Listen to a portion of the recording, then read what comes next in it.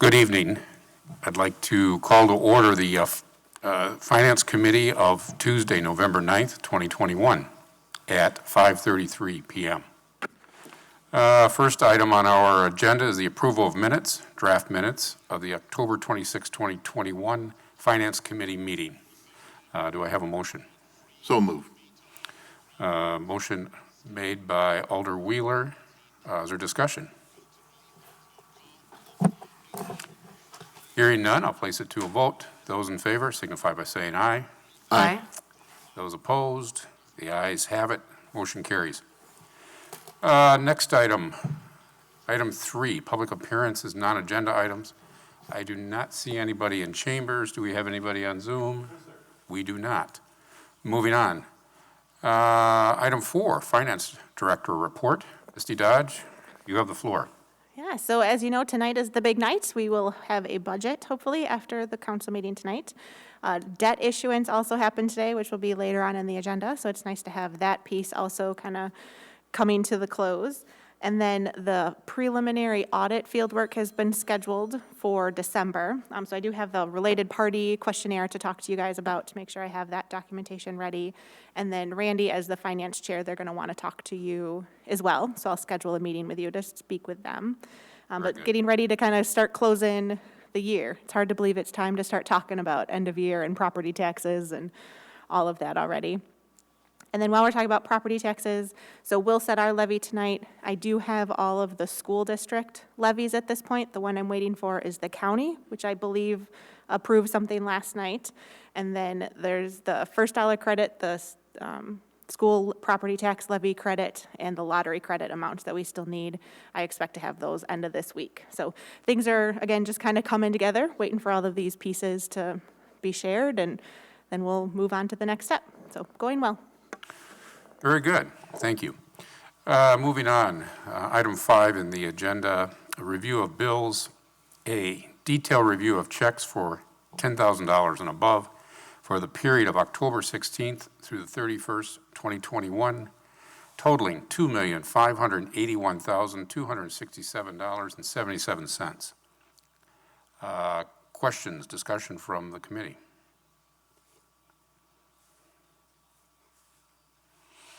Hearing none, we will move on to item 5B, detailed review of all checks issued. Checks number 122686 through 1222746 for the period of October 16th through the 31st, 2021, totaling $2,657,487.47. Discussion, comments from the committee? Yes, Alder Gerhardt, you have the floor. Thank you. I'm sorry, I just lost my place. Oh, sorry, page 10 of the packet, page 2 of the section. There's a refund for a shelter in bad shape. I'm just curious if you know what that means. Yeah, somebody rented one of our shelters. I don't recall which park it was at. But when they got there, the restroom was in pretty disastrous condition. Somebody else had come in there and vandalized it. So they did a bunch of cleaning up for us to kind of get it back. But we didn't think it was fair to charge them for access to a property that wasn't in good rental condition. So we refunded that amount. That seems very kind. Sounds good. Sorry to hear that, though. Very good. Moving on to item C, detailed review of all ACH payments for $10,000 and above for the period of October 1st through the 31st, 2021, totaling $427,225.95. Discussion. Hearing none, we'll move on to D, detailed review of all ACH payments for October 1st through the 31st, 2021, totaling $431,995.30. Discussion. Hearing none, we'll move on to 5E, detailed review of all P-card transactions for $10,000 and above for the cycle ending October 6, 2021, totaling $86,516.40. Discussion from the committee. Hearing none, we'll move on to 5F, review of P-card transactions for the cycle ending October 6, 2021. Total dollars, $230,791.38. Discussion from the committee. Hearing none, we will move on to action items under number 6, 6A. Resolution R-177-21, purchase of police department fleet vehicles. Do I have a motion? I move approval. Approval made by Alder Gerhart. Just before we move on to discussion, should I move? Misty, will you address this resolution? Yep, I can start.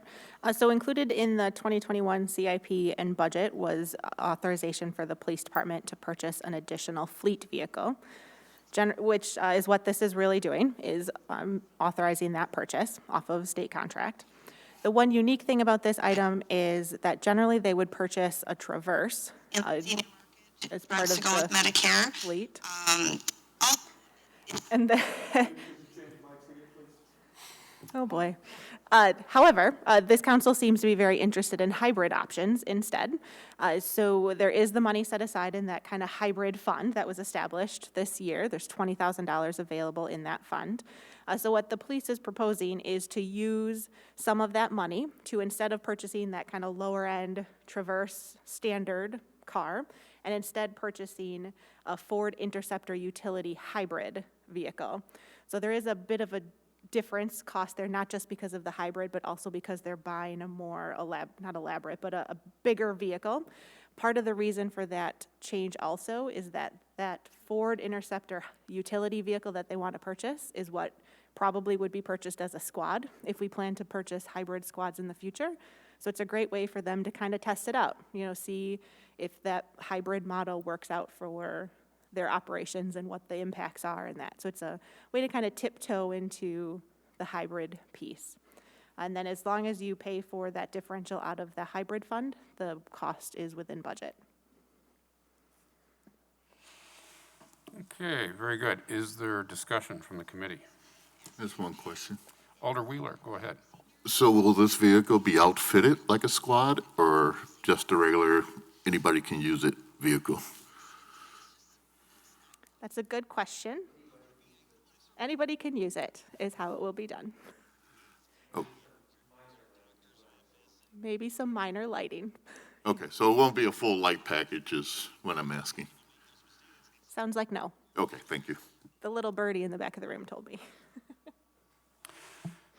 Now, this is from the 2021 budget, correct? They just, Correct. vehicles were not available. So it is from the 2021 budget. I'm sure you've all heard, there's been kind of a delay in a variety of things with the different chip shortage and supply chain issues. So they will place the order once this is approved. If we actually don't receive the vehicle in hand until 2022, they'll request it as part of the carryover process that you guys will see in early March, end of February 2022. Very good. Yes, Alder Gerhart, go ahead. As you might imagine, I'm quite excited about this. I'm going to have more to say at council, but I guess one functional question for you. So if the hybrid and electric vehicle fund hadn't been available to pay for the overages, this would have required a budget amendment and a transfer from some other fund. Is that correct? Correct. And a 2/3 vote thereby, right? Depends on where the money would have come from, but possibly. Great. Thanks. Okay, additional discussion. Seeing none, we'll place the motion before us to a vote. Those in favor signify by saying aye. Aye. Aye. Opposed? The ayes have it. Motion carries. Moving on to the next item, 6B, Resolution R-212-21, authorization to replace fire department staff vehicle. Do I have a motion? I move approval. Motion made by Alder Wheeler. And Misty, would you like to speak to this resolution as well? I'll actually kick that over to Fire Chief. Oh, very good. Go ahead, Chief Paulmacher. So this is I would call it a similar package to what we brought before you about a month and a half ago. We went to go place the order for the vehicle, found out that the 2021 models were not available, so we had to place an order for a 2022. Everything else in that package remains the same. One number changed, and that was the year. And then just knowing how excited you are about hybrid and electrical vehicles, or EVs, you probably saw some of the information that I shared with you as far as what we were looking into as options. And with our emergency response vehicles, those that do require an entire lighting package, we were skeptical at this point until we get more information back from what the police department is going to do with their hybrid and electrical vehicles, and then how the technology develops as far as some of the infrastructure that we would need to have in place. So there are going to be some additional costs at the fire department because we don't have a charging station close by, to the point where we would have to install all of that as well. So as soon as we get more information back from the police department and how well that works, I think it might be an option. And the technology is advancing to the point where it will be in our future. Just when is the question. So this will be a hybrid, or it will? It will not. Okay. This one will not. This will be a conventional vehicle. Questions from the committee? Alder Gerhart.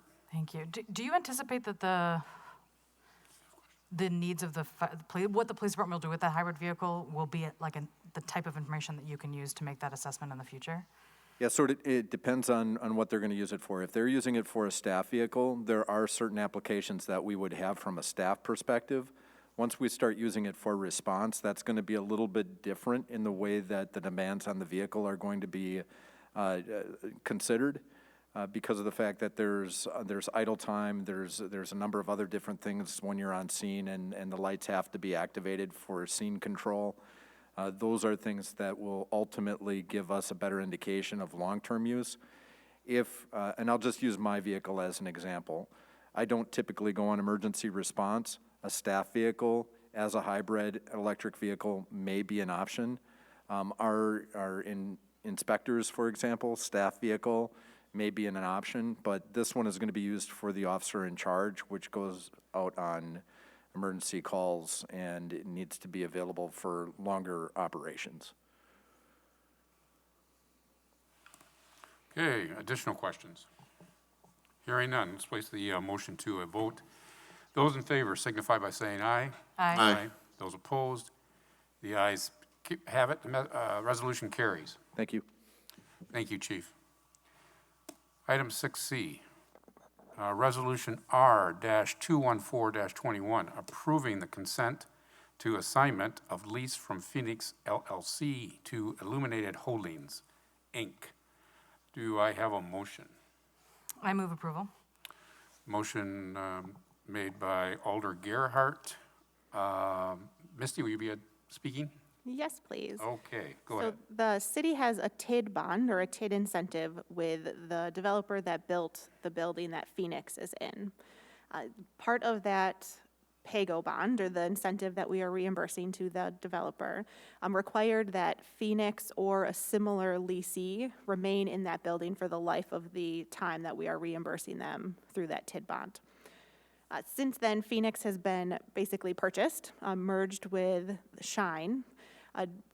We believe that the Shine conversion is basically substantially similar to what the Phoenix lease would be, and so there should not be a change in the TID terms, and that, Phoenix, what Phoenix was doing is still operating out of that building. That hasn't changed, and so we didn't think that caused any concern, and that we want to get council's authorization to basically are approving that change from Phoenix to Shine. So I would really say that this is a housekeeping item. Again, Phoenix, as it's operating, is still operating out of that business. The jobs are still more or less the same. All of that is the same. It's just a different person on their paychecks. But we are not requesting are we requesting, or is it actually the owner of the building? So part of the bond, the TID bond that we provided, said that they either had to keep the lease with Phoenix or have a reasonable successor leasee that would have the same basically level of jobs, the same high-paying jobs that we are expecting now, because that's really what we were incentivizing, right? We wanted a great employer coming in. In the language, it talks about having that ability to have the successor leasee. I think staff all understands and agrees that that was a pretty seamless transition, but rightfully so, the developer wanted that in writing and confirmed by the council. So that's why I would say it's a housekeeping item, in my view. Okay, very good. Discussion. Alder Gerhart, you have the floor. Just wanted to say that it's pretty great that we have Shine Medical here in the community. For people that don't know, it's an extraordinary company, and it's potentially a huge company forthcoming.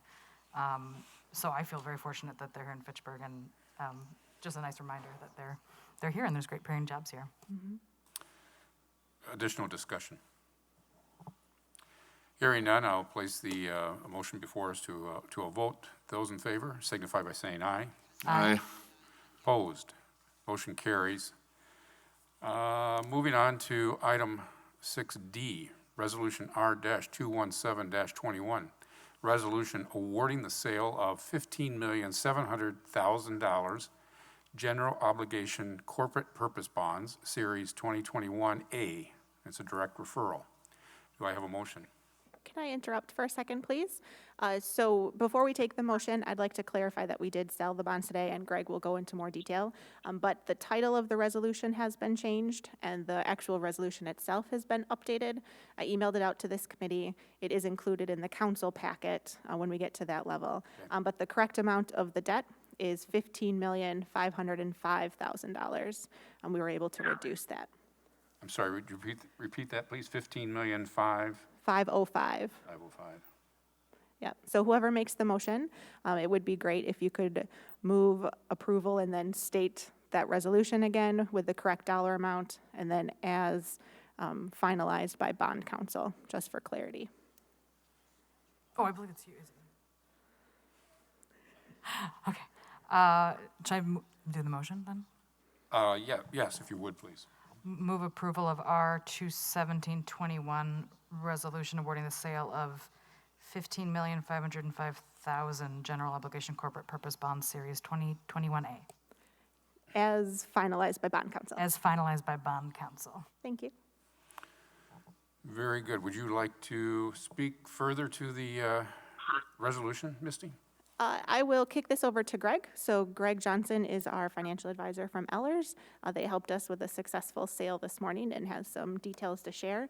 And he's joining us by phone, but I will share my screen so you guys can all see the sale day report.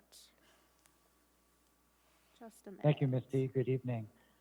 So following the cover page is the executive summary of the competitive sale results. Just as a recap, the purpose of this bond issue was to finance street improvement projects and community development projects within TID District number 9. We received a total of 7 bids on the bonds this morning. The winning bid was submitted by Hilltop Securities out of Dallas, Texas, with a true interest cost of 1.6279%. The total net principal and interest over the full life of the bonds came in $482,606 less than the estimate that we had presented previously to the Finance Committee and to the Common Council. Following the executive summary of the competitive sale results is kind of our updated financial analysis incorporating these sale results. First is the bid tabulation that just shows all of the details of the 7 bids that were submitted. So all that's available just to see kind of the interest in the bonds. It's worth noting that underwriters really from around the country submitted bids on these bonds, showing good interest in the city's debt issuance. In terms of the financial analysis, on table 1 is our updated sources and uses.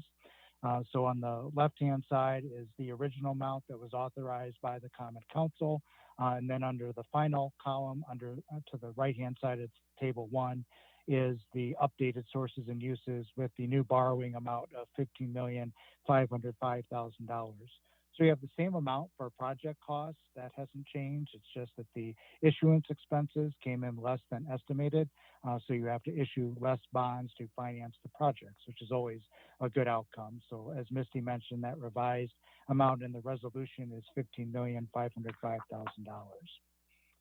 On table 2 is the breakdown of the debt service allocation for these bonds between what is being repaid by TID District 9 and what's being repaid by the city's debt service levy.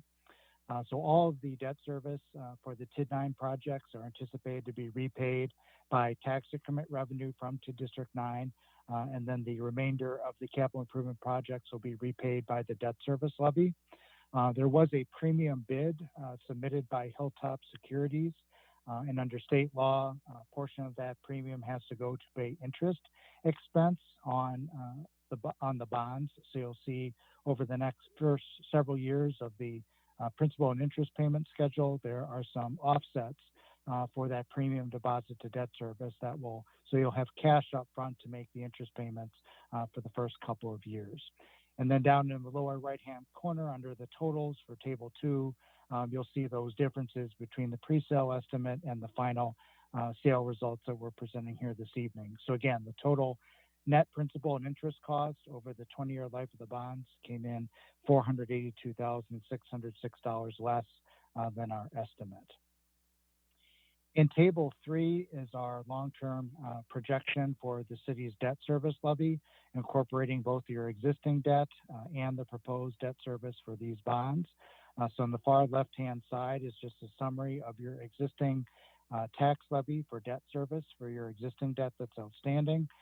Then under the proposed debt column, we show the net principal and interest payments for the 2021 bonds, the portion that's going to be repaid by TID District number 9.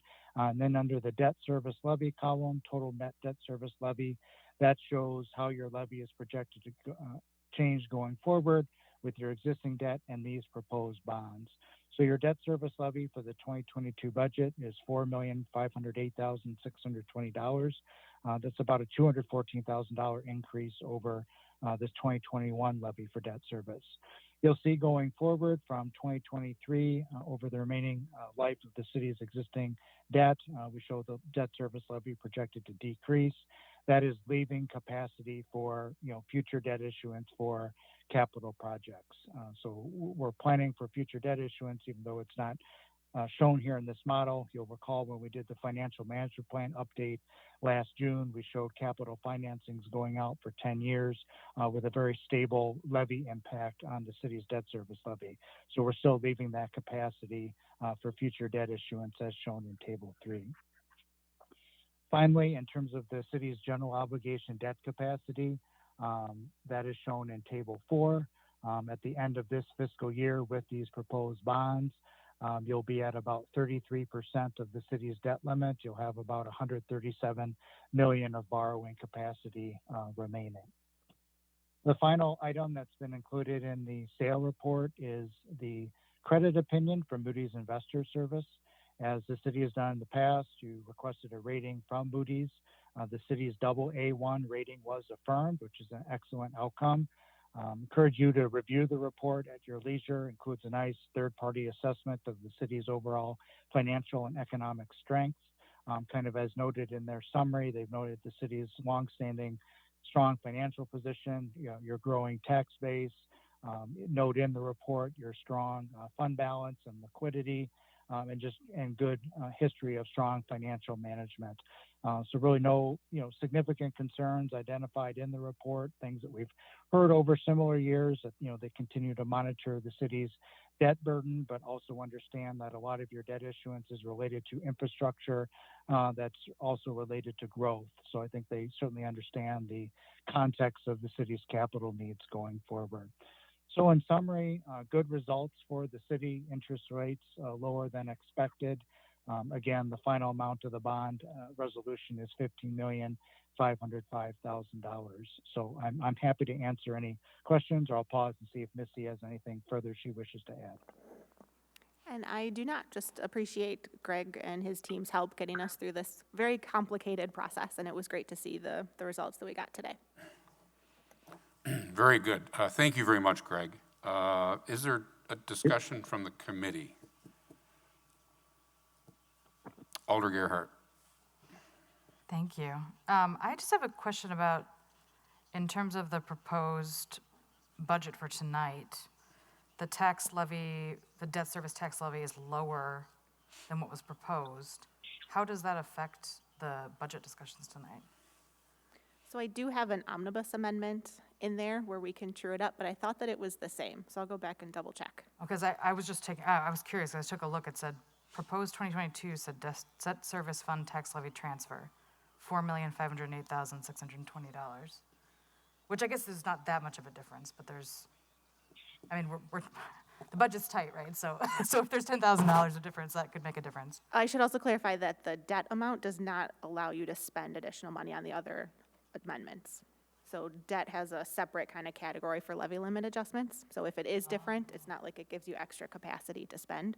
It just would reduce the amount of taxes that we levy. Good, well, So- good news either way, thanks. Yeah. Right. Additional comments, discussion? Hearing none, we'll place the motion before us to a vote. Those in favor signify by saying aye. Aye. Aye. The ayes have it. Motion carries. Moving on to our next items, announcements. The next meeting is scheduled for November 23rd, 2021. And then the next item, adjournment. Do I have a motion to adjourn? So move. Motion made by Alder Wheeler. No discussion. Those in favor signify by saying aye. Aye. We are adjourned at 5:59 PM.